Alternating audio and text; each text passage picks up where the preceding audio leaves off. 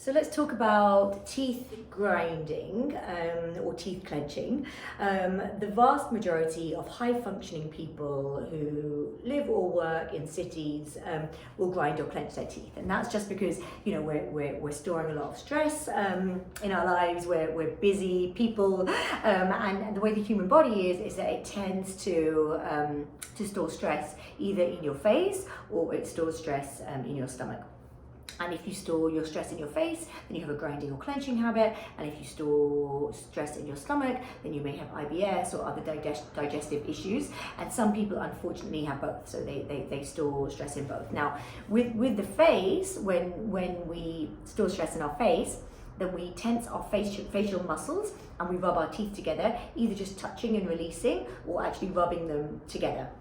And by doing that, we're using our face muscles, our masseter muscles, and by clenching that muscle, it releases endorphins that make us feel better. So it's a physiological thing that's been created within the human body to help deal with stress, to tense these muscles. But when we tense this muscle, not only do we end up causing cracks and fractures in our teeth, which long term don't look nice and aren't healthy, but also we start really developing this very used muscle. So in someone who doesn't have a grinding or clenching habit, you'll only bring your teeth together when you're eating, so for about 17 minutes a day.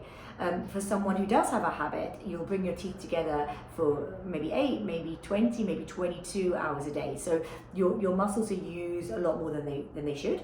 And so kind of like, I'll check my bicep, see? Little bicep.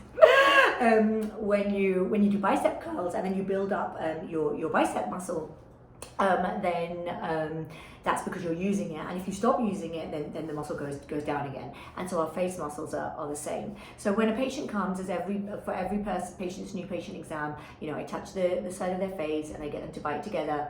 And then I have a look and see whether something moves on the side of their face. And then that tells you whether that muscle's been built up. So mine normally would, but I've injected mine, and so it's not there anymore. And so if someone's got these built up muscles on the side of their face, it kind of gives them a more square appearance to their jawline. And actually, I built up my masseter muscles from a clenching habit all the way through university, and then from working for the last 20 years. And so so I first botoxed my masseters about 6 years ago, and when I did it, I kind of got my face shape back, and I was like, wow, that is what my face looked like when I was 15. And I'd lost that face shape over the years and developed this jawline, this sort of bigger jaw, and extended my jawline. And then by getting my face shape back, it also gets me closer to a heart-shaped face, which is deemed more attractive in females. And it also lets your cheekbones pop because you haven't got these big muscles on the side of your face. So through treating these overdeveloped muscles that you build up from overuse, not only does it give you some relief because it means that you can't clench all the time because the muscles aren't strong enough. You can eat and drink as normal, but you can't have excessive use from them. But also you get a nice side effect of facial slimming, which looks very nice. So that's the treatment that we did for Rachel.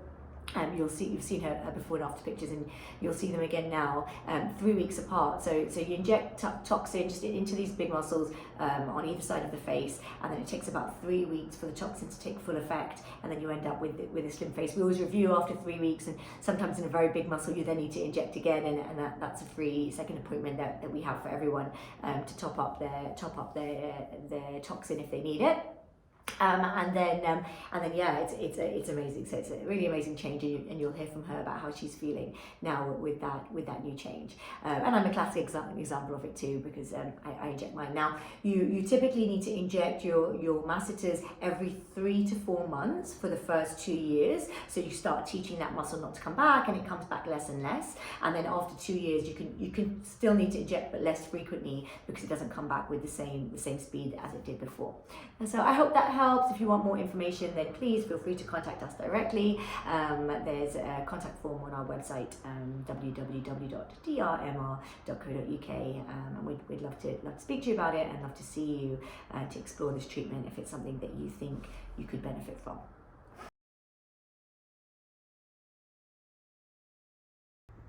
How do you feel after your masseter Botox? Well, apart from feeling so much more relaxed around this area of the face, honestly, I just feel so much slimmer, and my cheekbones are much higher, weirdly, but I think that's just the physical effect of having the reduction of muscles here.